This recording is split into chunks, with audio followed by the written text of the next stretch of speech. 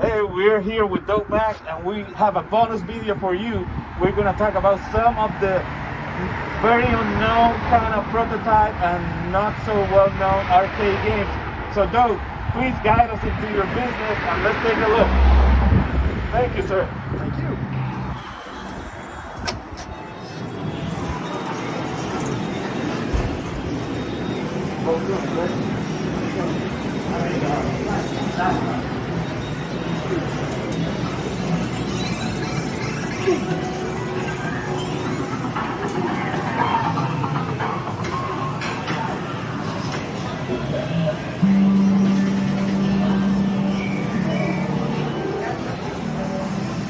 So here we have Blast Off. For you people that probably don't know because you missed back in the day, this game is the continuation or the follow-up of Bosconian and from Namco, and this is Blast Off. What you could say about this game? So Blast Off was a very obscure, little heard of sequel, and where the original Bosconian you had more of an open world that you could explore, and the map would kind of loop into itself, and you could fly around wherever you wanted. Blast Off, they went with more of a traditional shooter or shmup style game with various power-ups. And great game from 1989 from Namco, very, very rare. I've only seen 2 boards in existence. Wow. And it's definitely outrageously rare and uncommon. Well, let's move on to another game. Let's go. Chop, chop. Really different.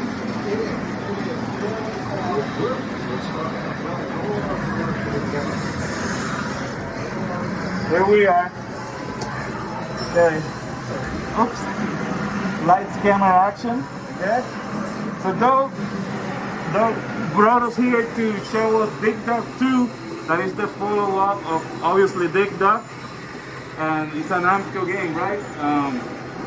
What can you tell us about this one? Because this is, I played the NES game back in the day. Sorry, a Japanese drum. Sorry, don't put me in jail. And this is the game, the actual arcade game. What can you say about it? So this is another board we were fortunate enough to find in Japan. I have only seen it once, and it was only sold as a kit. So there was, it was just one that never really made it out here to the U.S. In the arcade.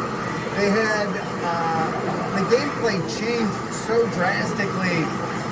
You could really see where the developers wanted to go completely different. Like it wasn't like Centipede, Millipede were very similar. Pole position 2. Right. This they didn't want to recreate the same game, so they wanted to use the characters that people knew and put them in something totally different. So that's why there's such a drastic change for games like Dig Dug 2 and a game like that. I could see the familiar characters going on, but on a different plane. I mean, it's similar but different. Yeah, and that was their big. They wanted to get people comfortable with the characters, but show them further adventures without having it take away from the original game. So you could have Dig Dug 1 sitting next to Dig Dug 2, and the gameplay is so different. It's fine having both. Both could earn very well. Very cool, very cool. Well, let's move on. Chop, chop.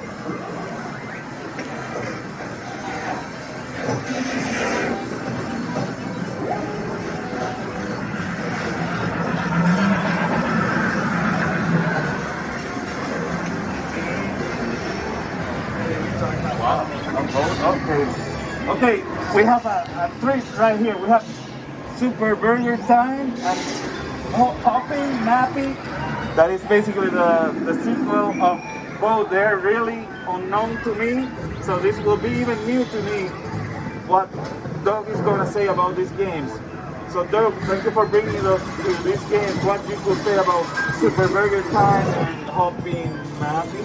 So, with all these games that we've been showing, they're sequels to very well-known classic games that most of the games, like Super Burger Time and Galloping Mappy. Nobody knew they even existed.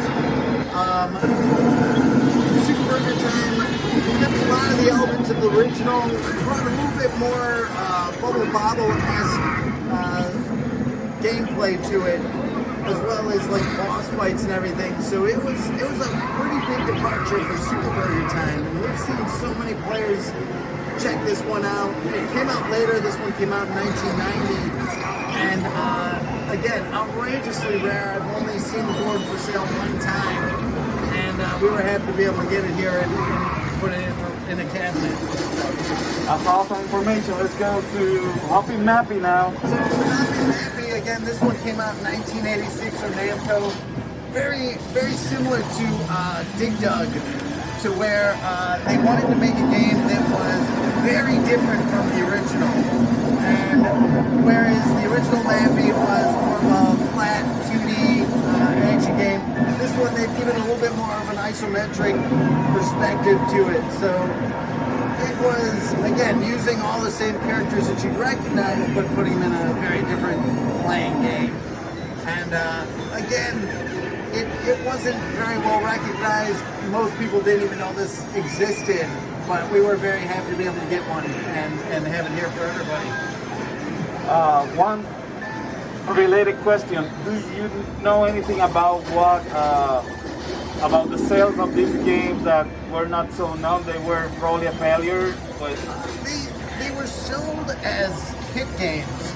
And you look at the era and the times that these were coming out, like the later 80s and 90s, once they started competing with newer games like Double Dragon and Golden Axe and even consoles. And consoles as well. It was definitely much harder, even with the names, for them to get a hold in the market. So it's not... People were evolving as players and finding other games, and the name recognition wasn't so much of a help to them at that point. Right. Because as much as the originals were revered as classics, they were so different that the hooks didn't really take. So they put them out as kits only, and in the collector market, they're all just unheard of games. So basically, they probably left a huge gap in time, coming with a new version that might appeal because the brand of the game, but also they change the gameplay, affect the sales of the games, and that's basically how I see it. They wait too long, and also the gameplay changed, and the classic arcade player probably said, well, screw this, I don't like it.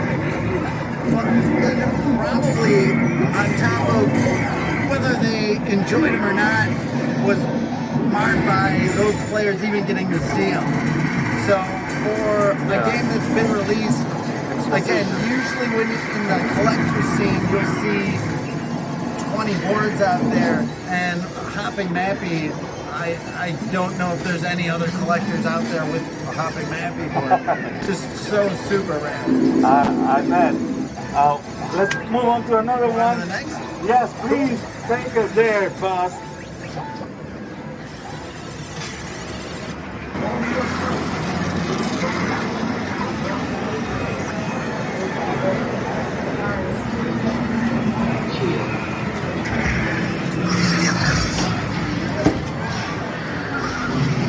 Oh yeah. All right, we are here with another not so well-known arcade continuation sequel, and we have Primal Rage 2 that Doug is going to talk about it. And he's the man, he's the one with the knowledge. We're just Padawans trying to learn from his wise and you know, all his knowledge. So I'm going to let him talk. So Primal Rage 2 was supposed to come out around 1996. This was an unreleased prototype game that never officially came out.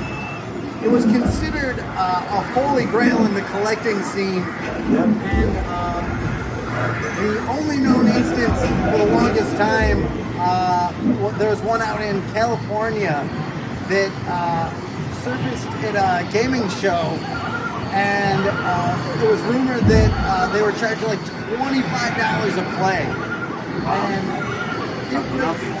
it being Primal Rage, everybody was very familiar with Primal Rage One, but in 1996, Midway bought all the IP rights to Atari.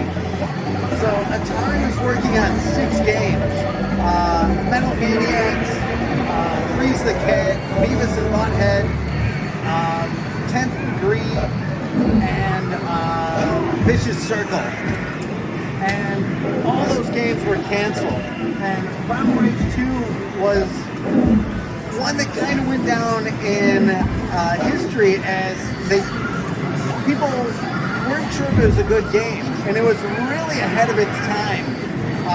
And it took up until when we released it on the arcade floor. We did a huge unveil release for it. And people everywhere finally got to see it, got to hear all the history behind it, and they finally started to appreciate what it was. And it was much deeper than what people had thought. So getting to see it and see the amazing artwork,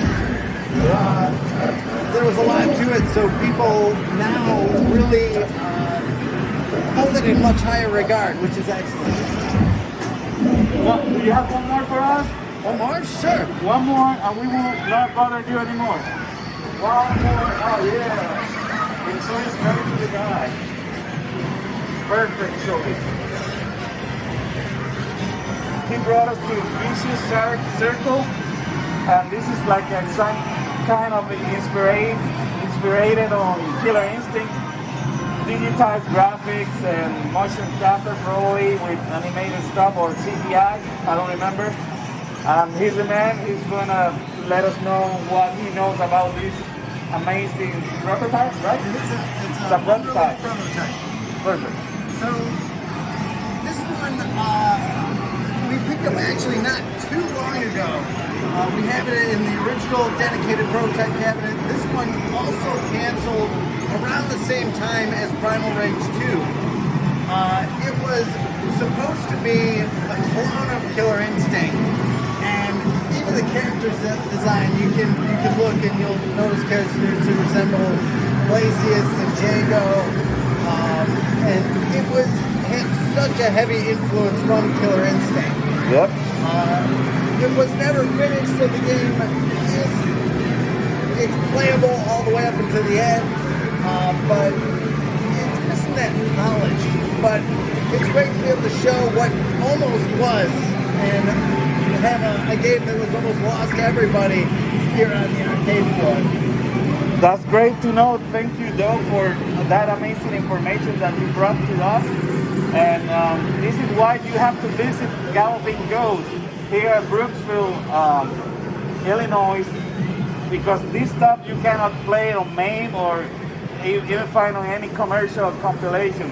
This is unique stuff that brings you over here to visit this amazing place. You like arcade games like we do, I'm including Doe, of course. You have to come here to this place. Galloping Ghost at Brooksville, Illinois is the place, the mecca of arcade fans. Come on and visit at least once in your life. Thank you very much for watching. Have a great day, and thank you for watching this channel. Bye. Thank you so much. Thank you, Doe.